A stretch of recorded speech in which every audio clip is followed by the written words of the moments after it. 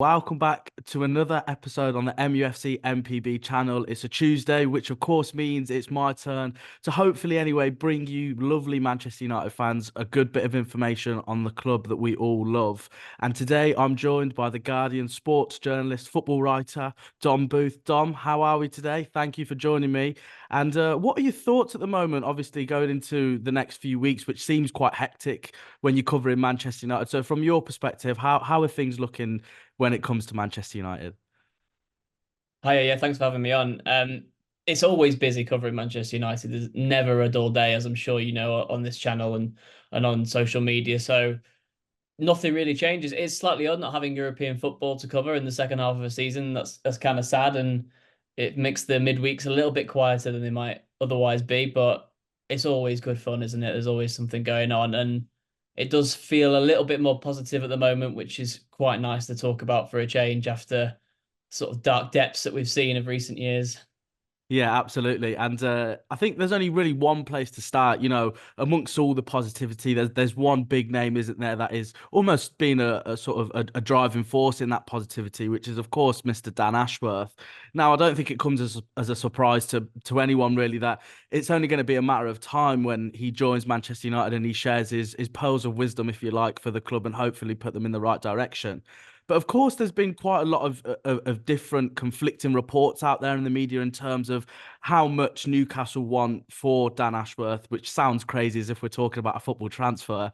But it's the world that we live in now in the world of football. So what exactly is the first and foremost the price tag under your understanding of what Newcastle desire to take him off this gardening leave, and how much are Manchester United willing to pay in order to get Dan Ashworth through the door immediately? Well, it is being played out like a transfer saga, isn't it?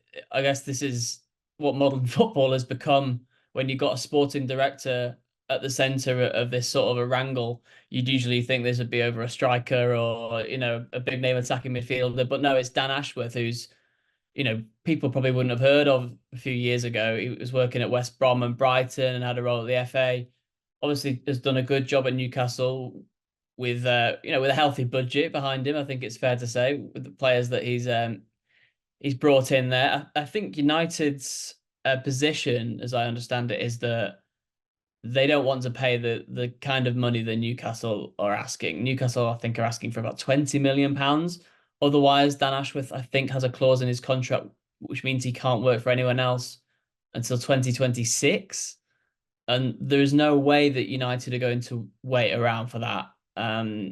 That's just not the mandate really that Jim Ratcliffe has come in with at the club. He wants to turn this around within a year or two. He doesn't want to wait for 2 or 3 years for that to start to take effect. So it is a little bit of a holding pattern. And obviously, Dan Ashworth has gone on gardening leave at Newcastle, which basically signals that they're willing to let him go in one way or another.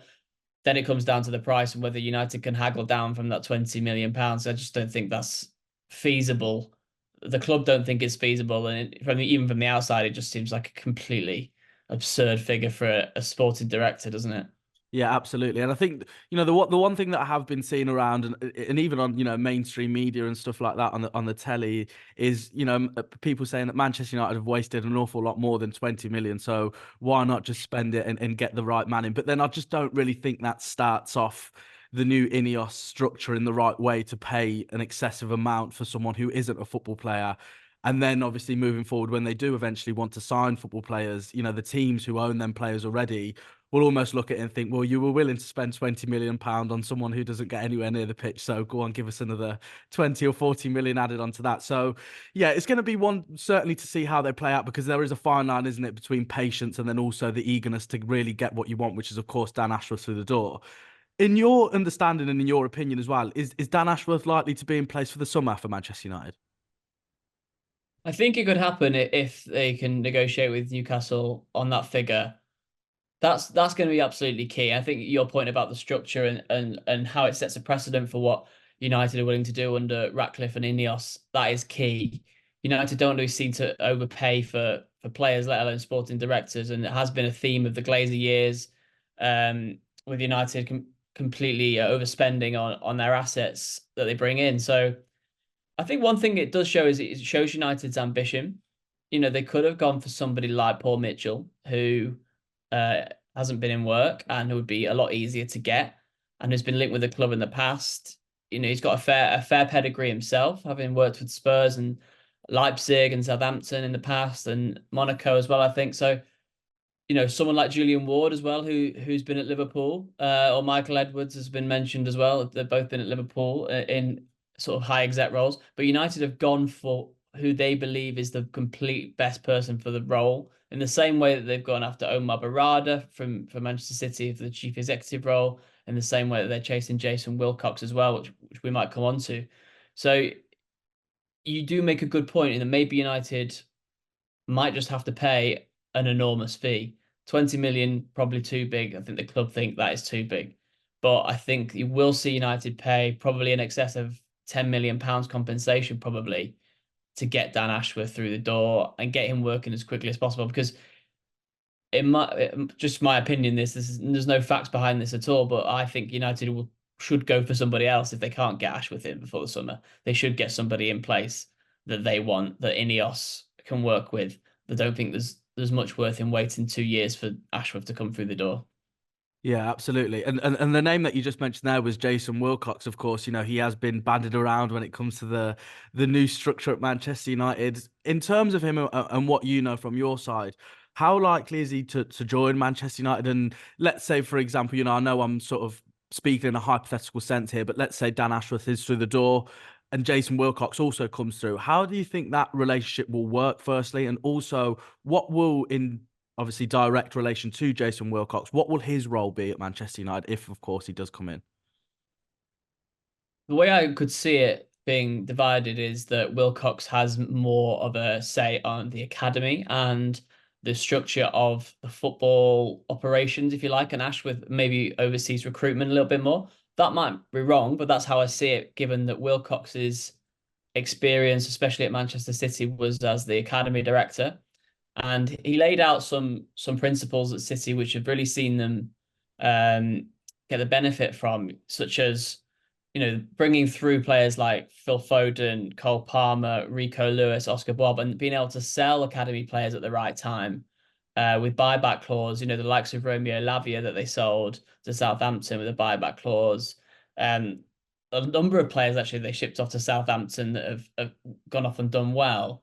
City have been very, very good at getting value from their youth players. I think James Trafford went for 15, 20 million pounds, and United were getting 5 million or something for Dean Henderson, which was utterly, utterly crazy. But it shows the power that City had in using those homegrown products and getting good value from them. And that's something United haven't done. So I would be excited to see Wilcox come in.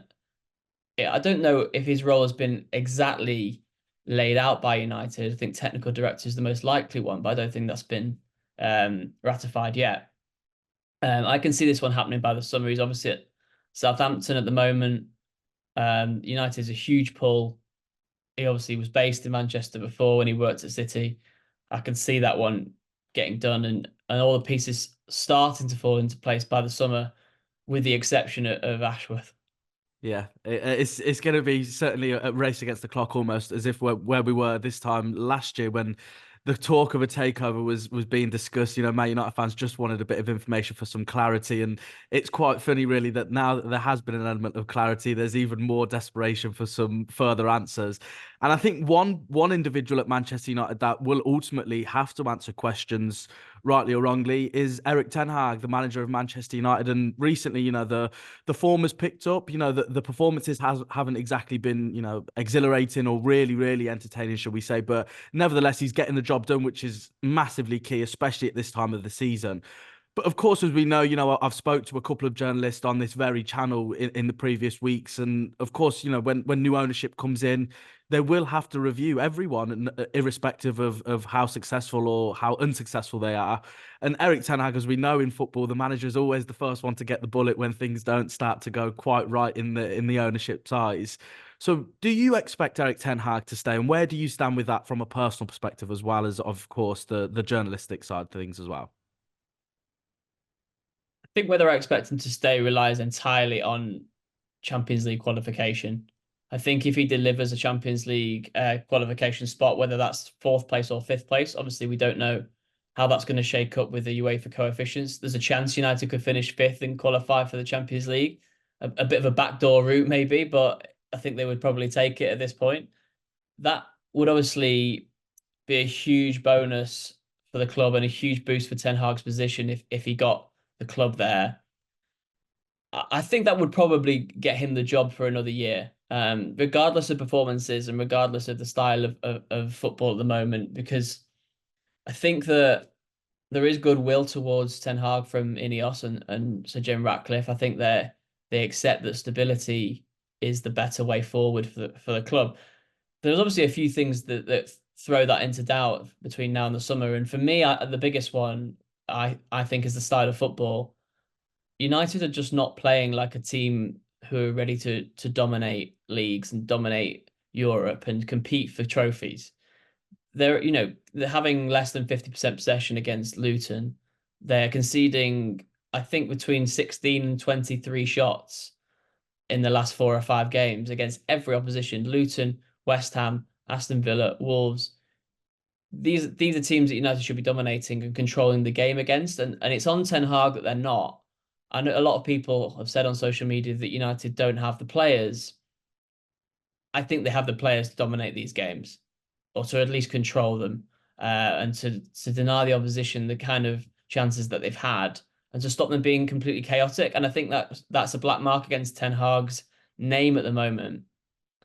So if there's somebody else available, and that's another thing that comes into it, who's potentially available in the summer. I think one of the arguments against sacking Ten Hag mid-season, earlier on in the season, was well, who's going to come in? And that was a valid point because there wasn't particularly anybody.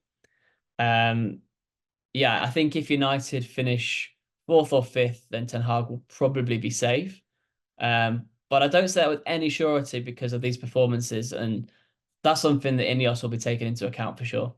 Yeah, absolutely. It's a very strange time for Manchester United, isn't it, at the moment, with almost everything, and rightly so, of course, coming under question. And, there was obviously a big divide just a few months ago when, of course, it was a situation where it was INEOS and also the Qatari bid on the table for Manchester United fans to really try and, pick the side of things. And I think we had a bit of a disagreement, didn't we, Dom? I can't remember quite what it was, but we were both sat on different side of the fence, and the reason why I bring this up was because this is, I think, a massive question, and also the main reason why so many people, including myself, were really eager to get Qatar in at Manchester United, which is, of course, the full takeover aspect. And now the only thing realistically so far in terms of Sir Jim Ratcliffe that for me myself has got a question over is the fact that the Glazers have still got power at Manchester United. We aren't exactly sure how much because, of course, the football operations has been shifted or will be officially shifted to INEOS.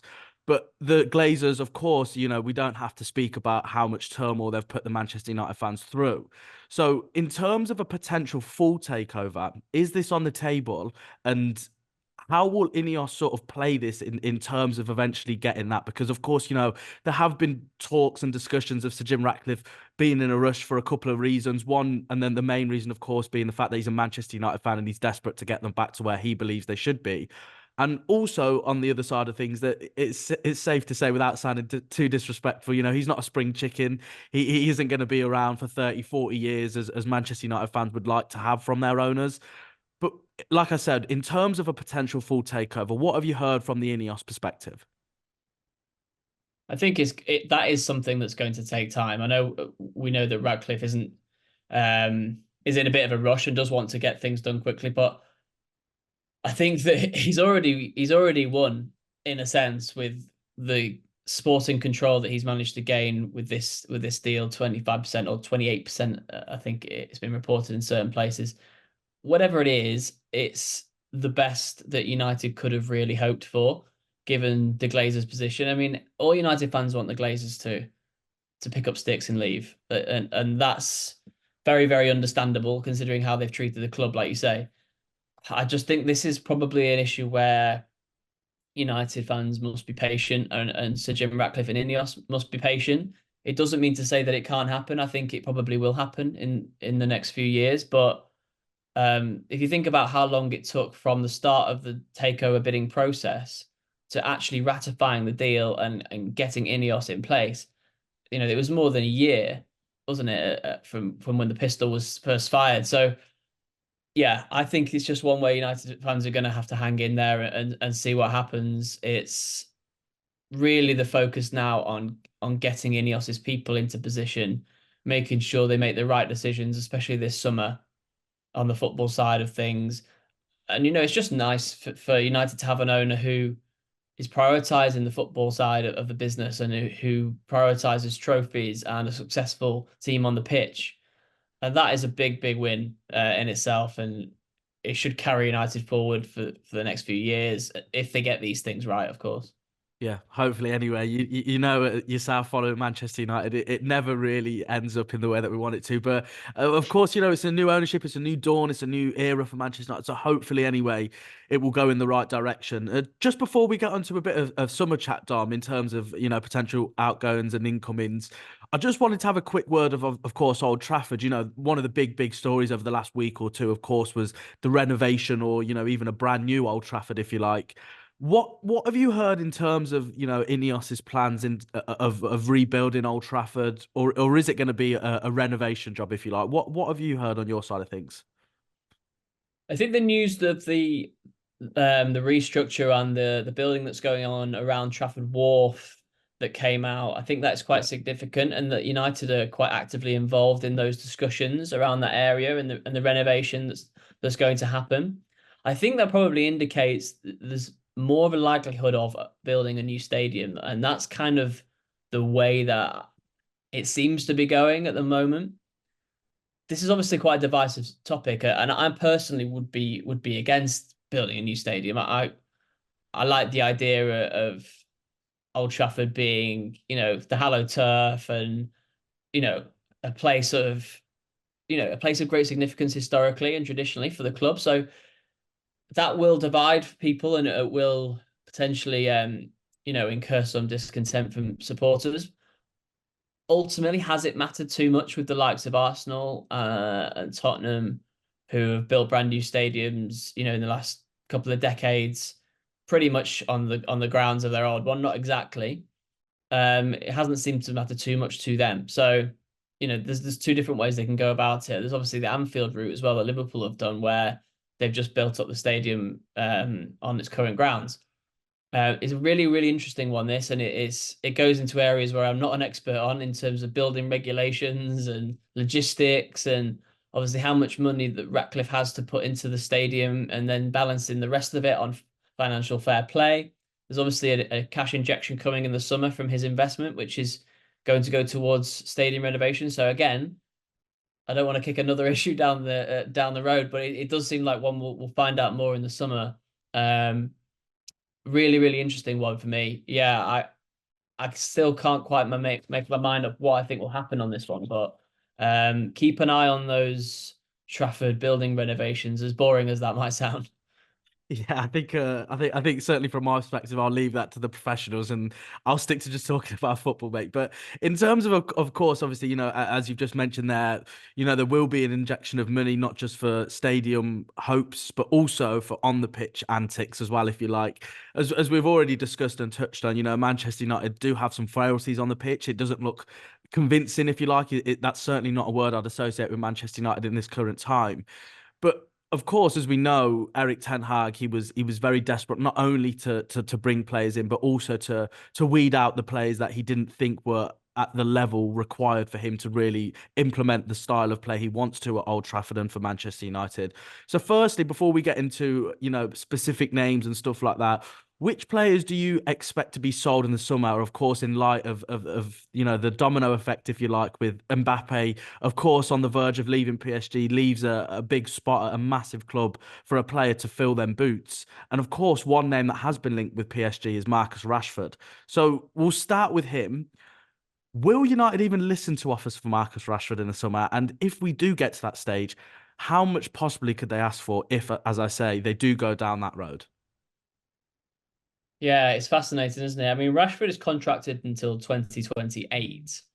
So United are in a strong position if they do want to subtly open themselves up to offers without putting Rashford on the transfer list or really, showing their cards on this one. It's interesting we've got to this situation given what Rashford's been through and given how important he was to the team this time last year. And, he really was a beacon of success in an otherwise quite disappointing side, wasn't he? But obviously the rise of Rasmus Højlund, Alejandro Garnacho, especially Alejandro Garnacho's move to the right wing, has potentially opened up the prospect of United going in for a left-sided attacker, which didn't seem likely a couple of years ago when they seemed to have about 25 of them. Yeah. It, it has now got to the position where I think United would listen to potential offers for Rashford, but they would have to be significant. I think in excess of probably £100 million for him, which may be something that PSG are willing to do. I think there's a latest report today that Rashford, Osimhen, and Gavi are the three players that PSG want to target to replace Mbappe. So United know their worth and they know the value of their asset in Rashford. I think there's a good chance that Rashford sits down with the club and says, "Listen, it's time to go. It's a natural breaking point for me." But equally, if his form picks up between now and the end of the season, and INEOS make it quite clear to Ashworth or whoever's in charge of recruitment that Rashford stays, Rashford's important to us. He's a link to the fans, a link to the Mancunian base of the club. Then Rashford won't go anywhere because of that contract that he has to run, and because of the asking price will go even higher, and people won't be willing to pay it. That's the way I see it at the moment. I just think that at the age of 26, with the form that he's shown this year, I think the will of the club is to keep him, but I really, really wouldn't rule anything out. And that's the first time, really, that this has been able to be said about Rashford, isn't it? Yeah, without a doubt. And it's like I say, it almost feels like we're on it's like the calm before the storm, if you like. There does feel like this element in the air anyway, that there are going to be some big changes and bold changes at Manchester United. And if Rashford was to leave Manchester United, that would fit in that category and then some. We'll move on a little bit in terms of one of them 25 left-hand sided players that you were just mentioning there, in terms of Jadon Sancho. Now, of course, we don't have to go into what happened at Manchester United. It's been done to death, and it's very clear why he's not playing his football at the moment at Manchester United. He went to Dortmund, and at the start of his loan, I think he got a goal or an assist very quickly at his time at Dortmund, his second time anyway. And people thought, okay, right, it may have just been a Manchester United thing. But as we've seen, in the Bundesliga, he hasn't exactly been setting it alight recently. So where does this leave Jadon Sancho? Because realistically, I think it probably would have benefited all sides, wouldn't it, if Jadon Sancho was to do really well at it in his second spell at Borussia Dortmund? Dortmund could have potentially looked at bringing him back. Sancho would have found his confidence, and Man United would have had a brilliant position to be in to bring back either an informed player or to sell an informed player, which is a very strong position, as I've just said. So what does Jadon Sancho's future look like? And does he even have a future at Manchester United? No, I don't think so. I think that no matter what his form at Borussia Dortmund between now and the end of the season, and like you say, it would be ideal if it was improved and that United could fetch a little bit more money for him. I think that we have reached the end of the road. And I even think that if Erik Ten Hag doesn't stay on as manager, I know a lot of people have been saying, well, maybe a new manager could provide a clean slate for Sancho. There would be a chance for him to prove himself once more in the summer. I think that he's had his chances. I think that he did have a fair chance under Ten Hag. Obviously, nobody wanted it to happen the way it did, and the way for that saga to unfold was quite ugly and quite unedifying for everyone, really. I think, but particularly for Sancho. Sancho could have just gone down the route of Rashford when he had his trip to Belfast. Rashford immediately apologized and was in the team the next game and scored within about 5 minutes, and everyone had completely forgotten the Belfast incident. Sancho allowed it to drag on for months. He signed his own, exit warrant in that regard, and I think INEOS will be keen to move on. They found a new player in Alejandro Garnacho who is the future and who they can build around in one of those wide positions. Potentially, they do need to go into the market for another one of those wide players, depending on what happens with Rashford, Anthony. let's see on those two. But I just think that a new club for Sancho, a new permanent club for Sancho in the summer is inevitable. Yeah, for sure. I'm inclined to agree with you there on that one. I think the ship has sailed when it comes to Sancho at Manchester United, hasn't it? And in a wider aspect, anyway, as we've said, throughout this podcast and throughout the last few weeks and months, it's clear there are going to be some big changes at Manchester United. So, who have you heard, and who do you think is on the chopping block, if you like? Who do you think is going to be a name, or who are the names, should I say, that potentially will be at the priority list of making their exit from Manchester United? Because of course, we've heard of one or two players being linked with moves to Saudi Arabia. We've almost reached a point now where it's going to be a fresh slate for everyone. It's going to be a clean slate for everyone, should I say? And it's going to be a situation, as I say, not just with Eric Ten Hag, not just with the board members and senior members of staff, but every single player, irrespective of who it is, there's going to be a form of review, isn't there? So, what do you know about any of the players in terms of being sold from Manchester United, and who can we expect this to be anyway, potentially their final season at Old Trafford? Okay, on my notes here, I've got apart from Sancho, I've got two that are sort of 90% that will almost certainly be sold. So Mason Greenwood and Donny van der Beek, obviously both out on loan at the moment for various reasons, footballing and non-footballing.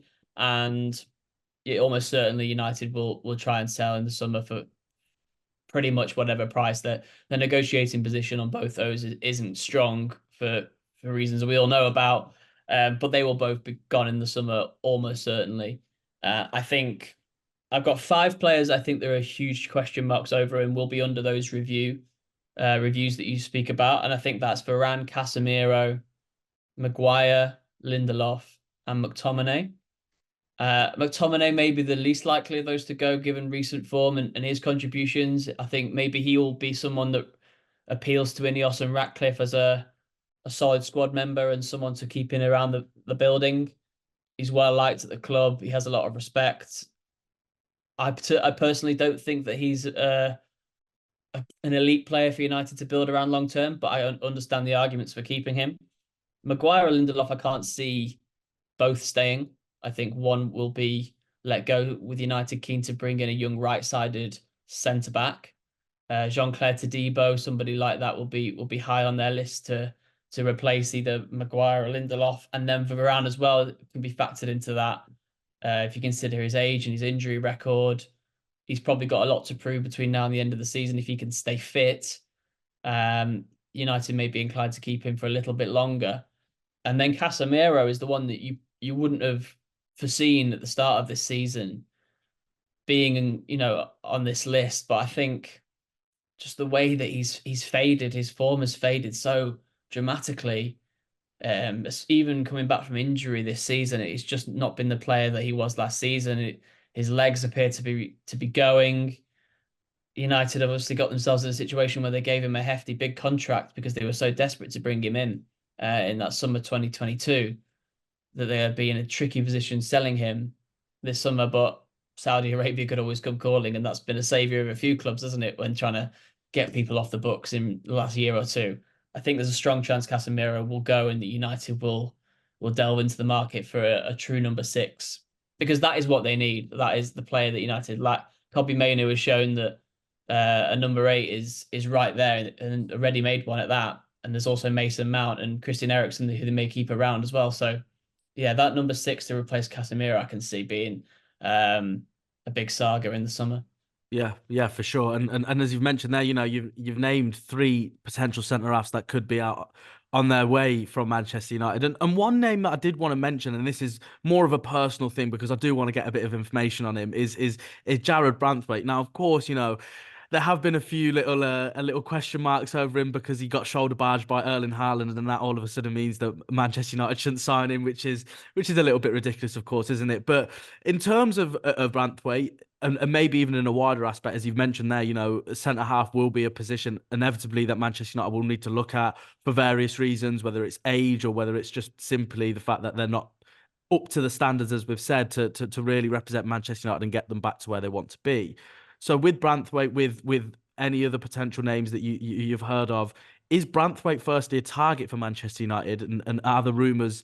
Is there a situation where there's no smoke without fire kind of thing with Branthwaite? And also, how much of a priority will the centre half position be? Because of course we know, despite Højlund's brilliant recent form, Man United are in desperate need of a striker. Whether that's someone to put Højlund to a side is another question, but they do need some bodies in that position, of course, just from a rotational perspective. So, how likely is the centre half position when it comes to people like Branthwaite going to be prioritised over other positions? Yeah, I think that'll be the priority. Actually, I think uh, improving the age profile of the centre backs at the club is absolutely vital. If you consider there's quite a few over 30. Put Johnny Evans into that mix as well if you want. So United need to go after probably at least two young centre backs, and Branthwaite fits the bill for many reasons with that age and being a homegrown player. I think INEOS are quite keen to go back to the little bit of homegrown roots while not going full Brexit ball. I think Branthwaite and Todibo will be high on United's wish list and the centre back position, and then the likes of Michael Olise will be, definitely in their thoughts going forward. I know he's not a striker per se; he probably more of a right-sided player, can play in the middle as well. But in terms of the profile that they're looking at, I can see them going after him, and then after that, it's probably a case of United not revealing their top targets too early and being too open and obvious about it. That's been a bit of a problem in recent years as well, hasn't it? When they've been fixated on one player. Jadon Sancho was an ideal example. Absolutely fixated on Jadon Sancho, went hard at him, didn't get him one summer, went back in another summer, ended up paying a huge fee. I hope they don't do that with Frankie de Jong, who's obviously another player that they've liked for a long time, but I could potentially see a scenario where that happens as well, and that they remain fixated on him for obvious reasons. He's an outstanding player, but maybe it's time for United to keep their powder a bit dry ahead of the summer, and INEOS might be keen to do that. Dan Ashworth might bring a little bit of experience in that as well. It's going to be an interesting one. It's really going to be interesting. There's a lot of names that will do the rounds for sure between now and the summer. Whether whether they happen or not depends on the kind of budget that United have, because FFP has to be taken into account as well. Maybe a couple more striker names if you fancy. I would suggest that United might be looking at would be potentially Lois Openda of Leipzig. If they can't get him, then Benjamin Šeško of Leipzig as well. One of those two will almost certainly be on the move, I think, this summer to a top English club. Arsenal, Chelsea, I think, are keen on them as well. So, yeah, keep an eye on those two. Yeah, it's going to be certainly not just from a transfer perspective, but as a wide aspect. In terms of working in the media, I think it's absolutely fascinating. If we take our personal affiliation with Manchester United out of it, from a neutral, it's going to be so entertaining to see just how INEOS pan out, just how the players pan out, and just how the next season and the seasons to follow will pan out. So I just wanted to ask you one very final question. In terms of Manchester United, of course, I know we spoke about it at the top, really, but in regards to this season, it's been I use this word often when I talk about Manchester United. It's been a turbulent season, hasn't it? It's been an up and down season. There's been some huge positives, as we said. Some of the youngsters coming through at the moment are so exciting to watch play football, and they're the reason, realistically, why we first started watching football in the first place. It is to watch exciting football, and it's to watch people reach their dreams on the pitch, which certain players in Manchester United seem to be doing, and maybe not so much for the others.